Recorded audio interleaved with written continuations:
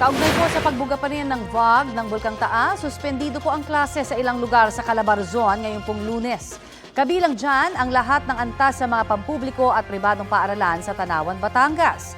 Sa Bacoor, Cavite, simula po yan alas 12 ngayong tanghali, habang preschool hanggang senior high school lamang ang walang pasok sa Laurel, Batangas. Shift naman muna sa modular o online learning ang lahat ng private at public school sa Silang, Cavite. Pati po sa mga bayan ng Balete, San Jose, Santo Tomas at Nasugbu sa Batangas. All levels po yan. Sa Cabuyao, Laguna naman, elementary hanggang senior high school lamang ang walang in-person classes. Kanselado rin po ang face-to-face classes sa mga pampublikong paaralan sa San Luis, Batangas.